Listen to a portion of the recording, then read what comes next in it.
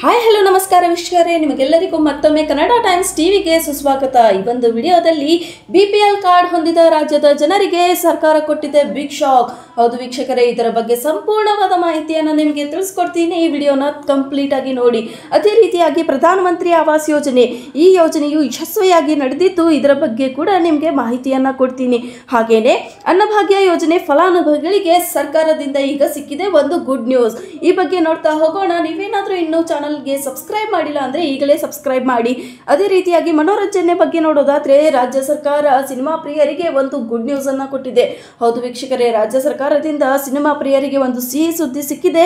ಅದೇನಂತ ನೋಡೋಣ. ಕೊನೆಯದಾಗಿ ಮಹಾಲಯ ಅಮಾವಾಸ್ಯದಂದೇ ವರ್ಷದ ಕೊನೆಯ ಸೂರ್ಯಗ್ರಹಣ ಸೋಲಾರ್ ಎಕ್ಲಿಪ್ಸ್ ನಡೆಯಲಿದ್ದು, ಈ ಬಗ್ಗೆ ಸಂಪೂರ್ಣ ಮಾಹಿತಿಯನ್ನ ಈ ವಿಡಿಯೋದಲ್ಲಿ ನೋಡ್ತಾ ಹೋಗೋಣ. ಹಾಗಾದರೆ ಮೊದಲನೆಯದಾಗಿ BPL ಕಾರ್ಡ್ ಹೊಂದಿದ ರಾಜ್ಯದ ಜನತೆಗೆ ಸರ್ಕಾರ ಕೊಟ್ಟಿರೋ ಬಿಗ್ ಶಾಕ್ ಏನಂತ ನೋಡೋದಾದ್ರೆ, ಇನ್ನು ಮುಂದೆ ಯಾರೆಲ್ಲ ಪಡಿತರ ಚೀಟಿ ಹೊಂದಲು ಅನರ್ಹರಾಗಿದ್ದಾರೋ ಅಂತವರ BPL ಕಾರ್ಡ್ಗಳನ್ನ ಅನರ್ಹಗೊಳಿಸಲು ಅಥವಾ ರದ್ದುಗೊಳಿಸಲು ರಾಜ್ಯ ಸರ್ಕಾರ ಮುಂದಾಗಿದೆ. ಈ ಬಗ್ಗೆ ಮುಖ್ಯಮಂತ್ರಿ ಸಿದ್ದರಾಮಯ್ಯ ಅವರು ಖಡಕ್ ಸೂಚನೆಯನ್ನ ನೀಡಿದ್ದು, ಅವರ ಅಧ್ಯಕ್ಷತೆಯಲ್ಲಿ ನಡೆದ ಸಭೆಯಲ್ಲಿ ಈ ಬಗ್ಗೆ ಚರ್ಚೆ ಮಾಡಲಾಗಿದೆ. ರಾಜ್ಯದಲ್ಲಿ ಅನರ್ಹರಿರುವ BPL ಕಾರ್ಡ್ಗಳನ್ನ ರದ್ದುಗೊಳಿಸಲು ರಾಜ್ಯ ಸರ್ಕಾರ ಮುಂದಾಗಿದ್ದು, ಕಟ್ಟುನಿಟ್ಟಿನ ಕ್ರಮಗಳನ್ನ ಕೈಗೊಂಡಿದೆ. ಅದೇ ರೀತಿಯಾಗಿ ಅರ್ಹರಿರುವ BPL ಕಾರ್ಡ್ಗಳಿಗೆ ಯಾವುದೇ ರೀತಿಯಾಗಿ ತೊಂದರೆಗಳನ್ನ ಮಾಡಬಾರದು ಅಂತ ಸೂಚನೆ ಕೊಟ್ಟಿದೆ. ಅದೇ ರೀತಿಯಾಗಿ BPL ಕಾರ್ಡ್ಗೆ ಅರ್ಹರಾಗಿದ್ದು ಬಿಟ್ಟು ಹೋದವರಿಗೆ BPL ಕಾರ್ಡ್ ನೀಡುವಂತೆ ಕ್ರಮ ಕೈಗೊಳ್ಳಲು ಮುಖ್ಯಮಂತ್ರಿ ಸಿದ್ದರಾಮಯ್ಯ ಅವರು ಸೂಚನೆಯನ್ನ ನೀಡಿದ್ದಾರೆ.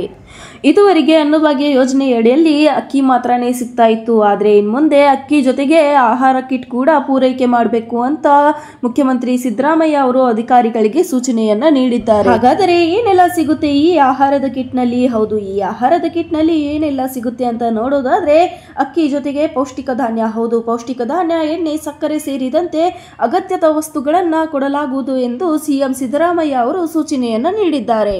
ಅದೇ ರೀತಿಯಾಗಿ ಪ್ರಧಾನಮಂತ್ರಿ ಆವಾಸ್ ಯೋಜನೆಯಡಿಯಲ್ಲಿ ಹಿಂದಿನ ಬಾರಿ ಸರ್ಕಾರವಿದ್ದಾಗ 43,874 ಮನೆಗಳು ಸೇರಿದಂತೆ ಒಟ್ಟು 47,848 ಮನೆಗಳನ್ನು ಮಂಜೂರು ಮಾಡಲಾಗಿತ್ತು. ಈ ಪೈಕಿ 13,303 ಮನೆಗಳು ಬಹುತೇಕವಾಗಿ ಪೂರ್ಣಗೊಂಡಿದ್ದು, 25,815 ಮನೆಗಳು ನಿರ್ಮಾಣ ಹಂತಗಳನ್ನು ತಲುಪಿದೆ. ಈ ಪೈಕಿ ಇದೀಗ ಫಲಾನುಭವಿಗಳ ವಂತಿಗೆ ಸರಿಸುಮಾರು ರೂಪಾಯಿ 134 ಕೋಟಿ ಸಂಗ್ರಹವಾಗಿದ್ದು, ಮೊದಲ ಹಂತದಲ್ಲಿ 7,900 ಮನೆಗಳು ಬಹುತೇಕವಾಗಿ ಪೂರ್ಣಗೊಂಡಿದ್ದು, ಫಲಾನುಭವಿಗಳ ವಂತಿಗೆ ಮೊತ್ತ ರೂಪಾಯಿ 216 ಕೋಟಿ ಬಾಕಿ ಇದೆ.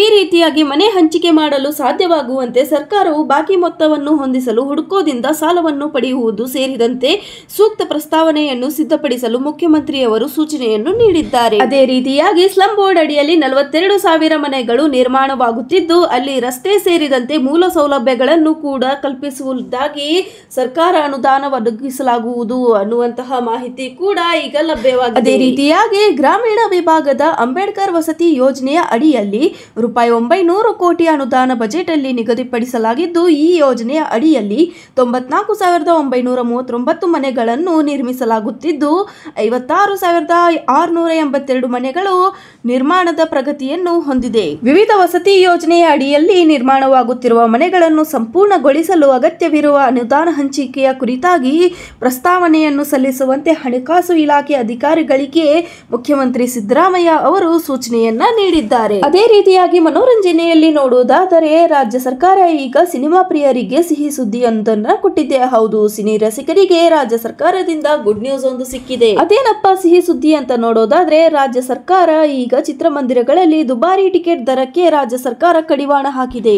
ಹೌದು, ಇನ್ನು ಮುಂದೆ ಸಿಂಗಲ್ ಸ್ಕ್ರೀನ್ ಮತ್ತು ಮಲ್ಟಿಪ್ಲೆಕ್ಸ್ ಗಳಲ್ಲಿ ಟಿಕೆಟ್ ನ ದರ 200 ನಿಗದಿಪಡಿಸುವಂತೆ ರಾಜ್ಯ ಸರ್ಕಾರ ಆದೇಶ ಹೊರಡಿಸಲಾಗಿದೆ. ಹೌದು, ಇದೀಗ 18% GST ಸೇರಿದಂತೆ ಸಿನಿಮಾ ಟಿಕೆಟ್ ನ ದರವು ಇದೀಗ 236 ರೂಪಾಯಿಗಳನ್ನಾಗಿ ಮಾಡುವುದಾಗಿ ರಾಜ್ಯ ಸರ್ಕಾರವು ಆದೇಶ ಹೊರಡಿಸಿದೆ. ಹಾಗೇನೆ ಈ ಒಂದು ವಿಡಿಯೋದ ಕೊನೆಯ ಸುದ್ದಿಯನ್ನ ನೋಡೋದಾದ್ರೆ, ಹೌದು ಮಹಾಲಯ ಅಮಾವಾಸ್ಯೆಯಂದೇ ನಡೆಯಲಿರುವ ವರ್ಷದ ಕೊನೆಯ ಸೂರ್ಯಗ್ರಹಣ. ಹೌದು, ಈ ವರ್ಷದ ಮಹಾಲಯ ಅಮಾವಾಸ್ಯೆಯಂದೇ ನಡೆಯಲಿರುವ ಅಂದ್ರೆ ಸೆಪ್ಟೆಂಬರ್ 21, 2025 ನಡೆಯಲಿರುವ ಸೂರ್ಯಗ್ರಹಣ ಒಂದು ಮಹತ್ವದ ಸೂರ್ಯಗ್ರಹಣವಾಗಿ ಸಂಭವಿಸಲಿದೆ ಎಂದು ತಿಳಿದು ಬಂದಿದೆ.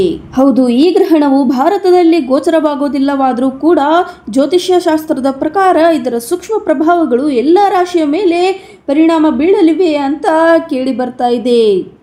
ಆದರೆ ಜ್ಯೋತಿಷ್ಯ ಶಾಸ್ತ್ರದ ಪ್ರಕಾರ ಗ್ರಹಣದ ಸಮಯದಲ್ಲಿ ಆಹಾರ ಸೇವನೆ ಮಾಡುವುದು, ಪ್ರಮುಖ ಕಾರ್ಯಗಳನ್ನು ಆರಂಭ ಮಾಡೋದು, ಹಾಗೆ ದೇವಾಲಯಗಳಿಗೆ ಭೇಟಿ ನೀಡೋದು ಉತ್ತಮವಲ್ಲವಂತ ಹೇಳುತ್ತಾರೆ. ಆದರೆ ಈ ಸಮಯದಲ್ಲಿ ಧ್ಯಾನ, ಜಪ ಹಾಗೂ ಆಧ್ಯಾತ್ಮಿಕ ಚಟುವಟಿಕೆಗಳನ್ನು ಮಾಡುವುದು ಉತ್ತಮ ಅಂತ ಕೇಳಿ ಬರ್ತಾ ಇದೆ. ಈ ಗ್ರಹಣ ನಿರಂತರ ದಾನ, ಧರ್ಮ ಹಾಗೂ ಶುಭ ಫಲಿತಾಂಶಗಳನ್ನು ಇನ್ನಷ್ಟು ಹೆಚ್ಚಿಸಬಹುದು. ಹಾಗಾದರೆ ಈ ಗ್ರಹಣದ ಆಚರಣೆಗಳ ಬಗ್ಗೆ ನಿಮ್ಮ ಅಭಿಪ್ರಾಯ ಏನಂತ ನಮಗೆ ಕಾಮೆಂಟ್ ಮುಖಾಂತರ ತಿಳಿಸಿ. ನಾನು ನಿಮಗೆ ಮುಂದಿನ ವಿಡಿಯೋದಲ್ಲಿ ಸಿಗ್ತೀನಿ. ನಮಸ್ಕಾರ.